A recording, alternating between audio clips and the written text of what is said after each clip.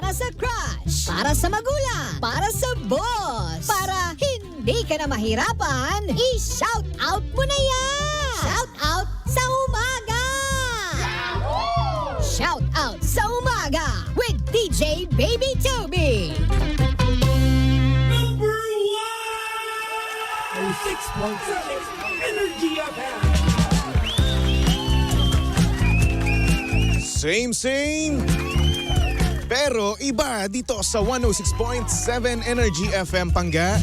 Huwag mo sabihing radyo, sabihin mo. Oras sa buong Kapuluan, Pangga, check your time. It's now 6:30 on the clock. Good morning, Luzon, Visayas at Mindanao, Metro and Mega Manila. O ano, madami na naman bang pumapasok ngayon? Madami na naman bang kotse sa kalsada ngayon? Eh kasi nga naman, back to reality na naman tayo. No? Yung tipong balik pasukan na naman ang mga pangga natin dyan na nagbakasyon. Nakakamiss yung bakasyon, no? Yung tipong madaling araw ka na ulit matutulog, no? Siyempre ngayon di mo na magagawa yan. Kasi nga naman back to reality, back to trabaho na naman tayo, back to... Ayan, makikita mo na naman yung toxic mong katrabaho. Ay nako. Siyempre wala naman tayong magagawa, no? Di ba? Kahit nagustuhin man natin araw-araw na bukasyon, no? Hindi naman pwede yun. Kailangan natin mag-ipon at syempre kailangan natin ng pera para nga naman sa Pasko, di ba? Dahil Pangga, 49 days to go before Christmas. Dapat tayo ngayon ay nagtitipid na, no? At talaga nga namang naghahanda na para sa Pasko at para sa bagong taon. Isipin mo parang kailan lang, no? Parang kailan lang, kakasimula lang ng taon na to, ngayon malapit na namang matapos. 49 days to go before Christmas. Dapat ngayon ay nakakita na tayo ng mga parol, no? Kasi nga naman tapos na ang Halloween di ba? Ang nangyayari kasi dito sa Pilipinas, no, pagsapit ng September, Christmas song, di ba? September, October, Christmas song yan. Pero pagsapit ng November 1, ay nako, awu. Zombie. Yan. Karaniwan yan yung mga makikita mo no? Kaya pagsapit naman ng November 3, ayan na, Pasko na naman. Diba? Katulad na nga ngayon, no? Oo, marami ka na kagad ngayon na maririnig na Christmas songs na naman, no? Especially dito sa Energy FM, no? Nako, abangan nyo yan, no? Mamaya nagpapatugtog kami every first hour of our program, no? Nagpapatugtog kami ng Christmas songs. So, kaya naman yung mga paborito nyo, mapapakinggan nyo agad-agad yan. Siyempre, dito lang yan sa Energy FM, di ba? At syempre mga Pangga, si Baby Toby ngayon ay live na live sa Facebook page ng Energy FM. Hanapin nyo lang Energy FM 106.7. At makikita nyo dyan sa lower right ng inyong mga screen, no? Yung ating countdown sa Pasko. Ako gumawa niya. Diba? Ay nako, magpapasko na naman. At syempre, dadami na naman ang ating kaperahan. At syempre, dadami rin naman ang ating gastusin. Oo, kasi mostly, bago magpasko na nakukuha natin yung ating 13th month pay or hindi naman kaya 14th month pay, no? Kung meron, sana all. 14th month pay cutie. Malay mo, di ba magkaroon din kulit kami? Ay nako. At ayun na nga, no? Nagpaparamdam na naman ba sa inyo yung inyong mga inaanak, no? At syempre tuwing magno-November, ayan, saka sila nagpaparamdam sa inyo. Yung tipong simula January hanggang October, wala silang paramdam. Pero pagsapit ng November 3, November 6, ayan, dyan mo na sila mararamdaman. Sabi, Ninong, kamusta? Ganon. Ninong, ano na po balita sa inyo? Kamusta naman po buhay-buhay natin dyan? Ano ba yun? Simula January hanggang October, hindi mo ako kinamusta. Ngayong November, kakamustahin mo. Diba? At minsan pa nga, no, yung iba, no, ang ginagawa, mismong December 25, doon lang sila magpaparamdam. Kasabihin, "Hi Ninong, kamusta?" Ganon. December 25 kaagad dyan, ha? Walang Diyo. Di man lang ginawang December 24, di ba? Nahiya pa. Kapal moks. Ay nako. Pangga, kung ikaw man ngayon ay talaga nga namang kinakamusta ng inyong inaanak, no? Sabihin nyo lang, okay naman ako anak, wala akong pera. Ganon. Di ba? Kesin nyo kagad. Tablahin nyo. Ay nako. Pangga, saktong oras natin ngayon, 6:36 on the clock. At syempre, live na live pa rin tayo. Napin nyo lang Energy FM 106.7 at eto na nga, sisimulan natin ang programang Shoutout sa Umaga. I-shout out mo na yan! Number 1, 06.7 Energy FM. Good morning sa mga pangga natin dyan na back to work na naman, no? At syempre, good morning din sa mga pangga natin dyan na naiinis sa kanilang katrabaho. Parang may tinatagong problema or ines, no? Katulad na nga lang ng ating message sender, no? Pangalan niya ay Maggie. Sabi niya dito, "Good morning, baby Toby. May mga katrabaho talaga tayo na parang pag nawala siya, hindi mo ramdam. Alam mo yun, pag di siya pumasok, parang wala lang. Same workload pa rin at same office vibes pa rin. Minsan nga napapasabi na nga lang ako ng, uy, andyan ka pala. Sorry na, hindi ko lang talaga alam ang kaibahan pag andyan siya o wala. Di ko ramdam na nagtatrabaho kasi siya. Ayun lang naman, baby Toby. Thank you so much." Oo nga, no? May point naman siya. Meron tayong mga katrabaho, no? Na talagang pag nawala siya or kapag absent, no? Hindi mo ramdam. At pag nandyan din naman siya, hindi mo rin ramdam. Siguro lang naman wala siyang kibo, no? Yung tipong hindi mo talaga alam or hindi talaga siya nagsasalita kapag nandyan siya sa opisina nyo, no? So in terms of workload naman, no? Baka naman kasi mamaya wala talaga siyang ginagawa. Baka naman nag-Facebook lang, baka naman nag-YouTube lang, no? Baka naman nanonood lang ng movie. Pero hoy, wag kayong ganyan. Baka naman iba lang yung workload niya sa workload mo. Pero ayun na nga, kung same naman kayo ng workload, no? Kung same naman kayo ng job description, no? Doon mo talaga mararamdaman yan. Na para bang kayo lang talaga yung, ikaw lang talaga yung gumagawa ng inyong tungkulin, no? So ayun na nga. Diba? Kasi syempre wala naman tayong magagawa eh. Malay mo rin naman, no? Malay mo, meron siyang tinatapos ng project, no? Na binigay sa kanya ng boss niya. Or ng boss nyo, diba? Or hindi naman kaya, yung presensya na talaga sa yung mismong presensya na talaga sa buhay, no? Mababa. Ako kasi itong mga panggano, aaminin ko, no? Ako yung presensya ko, hindi mo talaga mararamdaman. Bakit? Sa tahimik ko talaga ako eh. Oh. Alam niya na mga katrabaho dito. Kapag kasi, no? Kapag off-air kami, kapag hindi ako ma-air, no, pangga, napakatahimik ko sa opisina. Hindi man halata, no, ang napakadaldal ko man yun tignan, no. Pero napakatahimik ko talaga. Introvert po talaga ako. Diba? Introvert ako pero yung trabaho ko pang extrovert, no. Ayos din ang trip ko sa buhay, no?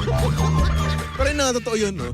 Merong mga ganun na ang baba ng kanilang presence, no? Yung hindi talaga nagsasalita, no? Talagang hindi mo talaga ramdam yung presensya nila. Mapapasabi ka na talaga, uy, andyan ka pala. Ako karaniwan ko yun, lagi ko yun naririnig, no? Kasi nga, kapag umaalis kaming mga DJs dito, no? Ako yung pinakatahimik, ako yung hindi nagsasalita talaga. Oo, pero kapag trip ko naman magsalita, nagsasalita naman ako. Oo. Kapag trip ko makipaglokohan, no, nakipaglokohan din naman ako. Kahit papano. Pero it doesn't mean na hindi ko ginagawa ang trabaho ko, ha? Ginagawa ko trabaho ko. In fact, 13 hours nga ako. Nagtatrabaho. Sipag kaya ako, Brad. Oo. Pero yun na nga, no, mga pangga. Meron nga mga ganyan, no, yung tipong talagang hindi natin ramdam yung presensya nila at talaga nga naman kapag wala sila or absent sila, parang wala lang din naman, no? Meron din naman ganyan. Pero ang gusto mo kung gawin mo, no, kausapin mo siya. Baka naman kasi mamaya, nahihirapan ka na at na-shoulder mo lahat ng workload, no? Kung ako sa'yo, kausapin mo siya at sabihin mo sa kanya na, uy, ano ba ginagawa mo? Kumbaga yung simpleng tanong lang naman. Kasi syempre, di ba, since magkatrabaho nga kayo, kung same naman kayo ng work description, no, ng job description, no, edi tanungin mo sa kanya, oy, ano yung workload mo ngayon? Ano yung ginagawa mo ngayon, di ba? So saka mo malalaman kung ano mismo yung ginagawa niya. Alam niyo, hindi naman kasi masama magtanong eh. Baka kasi mamaya meron pala talaga siyang ginagawa, pero nauuhusgahan niyo lang talaga na wala siyang ginagawa or parang hindi nyo ramdam yung presensya niya, kasi hindi kayo nagtatanong at nag-a-assume kayo, which is bad, no? Kaya kung ako sa inyo, no, pangga, tanongin nyo, di ba? At syempre, kung ikaw naman talaga, wala naman, kung sure na sure ka naman talaga na wala talaga siyang ginagawa, kausapin nyo. Di ba? Kausapin nyo, imbis na kayo ay may biyerna, no? Kausapin nyo na lang. Oo.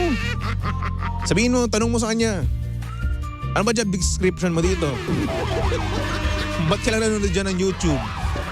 Ano? Parang tamad mo. Ganun. Ay nako. Pero yun na nga mga panggana. Alamin natin kung ano mismo yung ginagawa niya bago tayo mag-assume. No? Baka naman kasi mamaya, nagagawa siya ng trabaho ng patago. Diba? Yung tipong talaga nga naman hindi niya pinapakita sa inyo, di ba? Yung talagang siya lang mismo talaga nakakaalam, di ba? Pero syempre, yung boss niya alam na alam din yun. Kaya siguro hindi pa rin siya nasisisante hanggang ngayon, di ba? Anyway, Maggie, good luck sa'yo, no, Maggie? At sana naman, no, magkaroon ka ng kasagutan sa iyong katanungan, no, na kung saan parang palaisipan sa'yo yung katrabaho mo, no? Kasi nga naman parang hindi mo siya talaga ramdam no? Siguro marami ng instances, no? Marami ka ng senaryo na naranasan na talaga nga naman parang wala lang talaga siya sa'yo, no? Hindi mo siya ramdam, no? Kaya mo siguro naiisip yung mga ganyan, no? Pero syempre magtanong ka pa rin, ha? Huwag tayong mahihiyang magtanong. Anyway, yan sa mga pangga natin na gusto mag-send ng kanilang message sa buhay ng yung mga bagay na hindi nila masabi ng personal. Ayan, mag-send lang kayo ng message sa aking Facebook page. Hanapin nyo lang Baby Toby 1067, okay? At syempre, pwede ka dyan mag-chat, voice message or tumawag kung ano trip mo, bahala ka na. Akong bahala rin dyan. Kung gusto mong sabihin yung pangalan mo, go ahead. Pero kung hindi naman, di don't. Wala namang pumipigil sa'yo.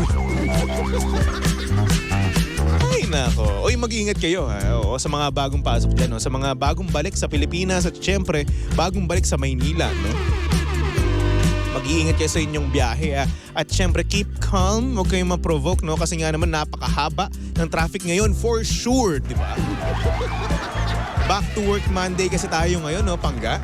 Kaya naman, i-maintain nyo lang ang peace at huwag kayong ma-peace mode, alright? But anyway, itong ating nabunot kanina sa Panggash o Pangcash ay hindi siya nakatawag. Sad.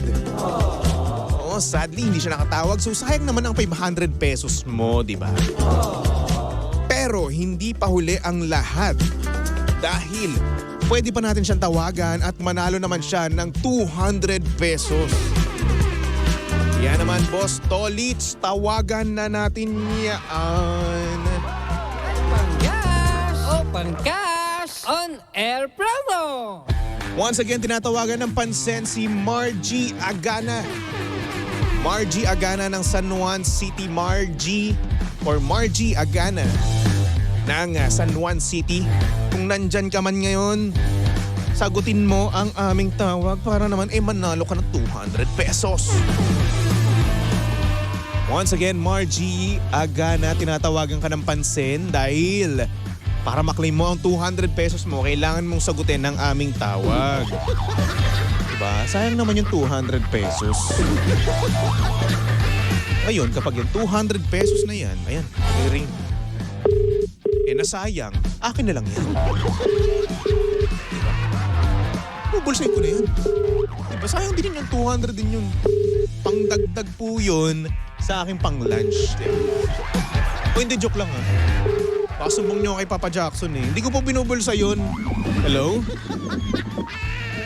Hello po? Hello, sino po? Ito po ba si Margie Agana? Bakit po? Ito po pala si DJ Baby Toby ng 106.7 Energy FM at kayo po ay nanalo ng 200 pesos. Ayan. So mami po ba? Or ate? Okay po. Ate Margie, ayan po. Tatanong ko lang po, ito po ba ang inyong GCash number din? Hindi po. Hindi po. Ito na lang po, ganito na lang po. Tatanungin po ni Boss Tolits kung ano po yung GCash number niyo po, tapos sabihin niyo lang po sa kanya at isasend ko po sa inyo yung 200 pesos. Okay lang po ba yun?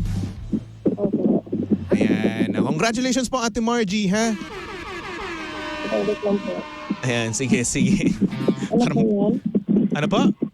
Ano po yun, sir? Nanalo po kayo ng 200 pesos. Sige po. Sige. Parang hindi ka na masaya, ha?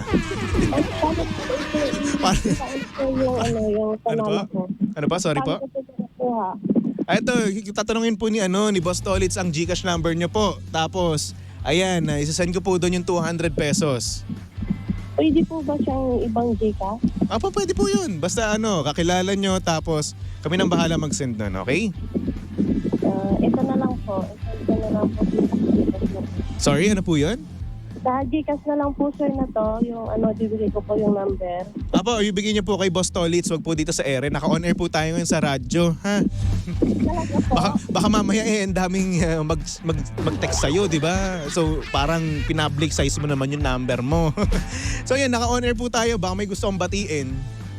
Pabati na lang po dun sa Pangasinan. Sige, go. Pabati po ako kay Rodelito Donato po, na taga Pangasinan po.